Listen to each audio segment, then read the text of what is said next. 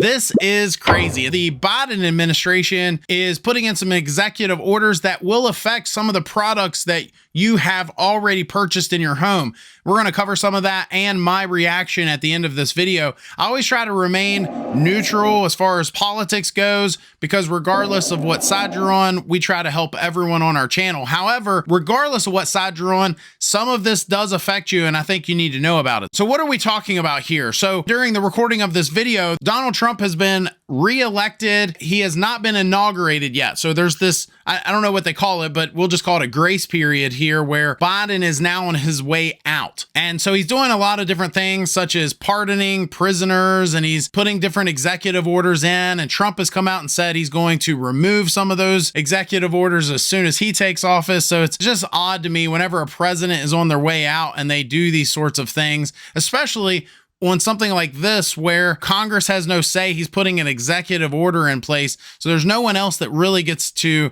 put any input on this. And what he's done is he's basically come out and said by the year 2029, low efficiency tankless water heaters are going to be banned. So they're basically setting regulations, and any of those water heaters that are in that category just simply won't meet those regulations. And because of that, they will essentially be banned. And so I think what's interesting here is we've done other videos where we talked about furnaces and how they've taken aim on that. Back in 2023, they talked about banning some furnaces. And then of course we saw the Republican reaction to that, and there's some back and forth. But with this, it's very specific. We're not talking about any other appliances or any other trades or industries. We're specifically talking about water heaters, and more specific than that, we're talking about tankless water heaters. And of course, more specific than that, we're talking about the non-condensing type. We've got condensing ones, high efficiency, and you've got non-condensing water heaters. And so with this ban, by the year 2029, you simply will not be able to purchase them anymore. Proponents of the changes said that it will reduce emissions and save energy while cutting costs for an average of $112 over the life of the product. So in my mind, that's not that much more efficient, right? So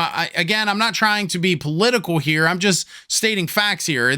We're not talking about thousands of dollars in savings here, or even hundreds. We're talking about $112 over the life of the product. But critics of this new ban say it will force consumers to pay up to $450 more for a comparable product. Now, the one thing that I've pointed out when it came to furnaces, and we've talked about other things like this, is sometimes it's not just the equipment itself. So if the more efficient product is $450 more, we're not even talking about the exhaust, the flue pipes that come off of some of these products. And if you've got to replace some of that, sometimes that adds to the cost here. When that old unit dies, you're not just doing a simple swap. You're having to install all new exhaust flue pipe, maybe even an intake pipe, and so on, which also adds to the cost. Now, this isn't all just about money. I understand that people on the energy conservation side say, hey, this is more about the environment. I understand all of that. I just wanted to point that out. Orders require new gas tankless water heaters, also known as instantaneous heaters, to use about 13% less energy than less efficient models, a change that effectively requires products to use condensing technology that wastes less energy. Now, what's interesting is, of all the water heaters that are sold on the market today, I went to a couple different websites looking up statistics. It says that less than 10% of water heaters sold today are tankless in our country, which I thought was interesting. And then less than half of those are these less efficient models. Now, you might argue that, hey, that's a good thing. We're not talking about a huge ding to the market here. What I think is interesting here is, could this lay groundwork for future changes? Is this something that could open the door for things to change even more? Or is this something that the incoming administration will take aim at? This is something that will not take effect for a few years now. Could we see some fighting back and forth, and could this change? We will be keeping an eye on that. Ultimately, here are my thoughts. I would love for whether it's a president or the Department of Energy or the EPA or whoever, I would love to see some more transparency when these decisions are made, and also some better communication. I'd love for them to have conversations with folks like you, folks that are consuming these products, or folks that are actually installing these products, and in a lot of times know a whole lot more about them than the folks making these rules themselves. Or at bare minimum, have some conversations with the manufacturers. And maybe those conversations are being had, but the transparency is just not there. I think we could probably all agree a lot of the rules that are made, and this probably goes for both sides, a lot of times it's whoever is lining their pockets, but I didn't just say that. At the end of the day, my take on this is I would love to see better transitions. We've seen it with other transitions in the HVAC trade, especially when we went from R22 refrigerant to 410A. Now we're seeing 410A get phased out and equipment coming out with these new A2L refrigerants.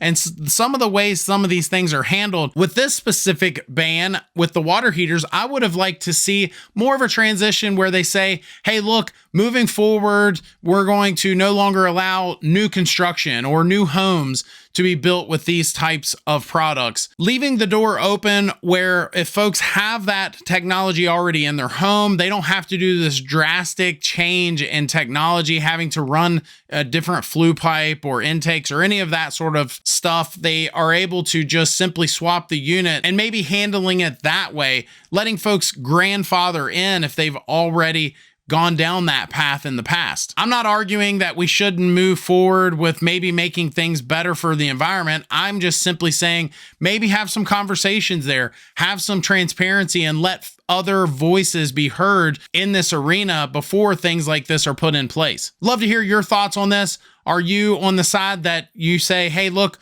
we're going to have to move the needle forward somehow, and this might be a way to do that? Or are you on the side of, hey, let's pump our brakes, let's have some conversations here? I'd love to hear about that down in the comment section. If you like this video, I think you'll like this one even more. It's where we talk about, now that Trump has been elected, some of the changes you may see to HVAC equipment. Thanks for watching. Hit that subscribe button. We'll see you next time.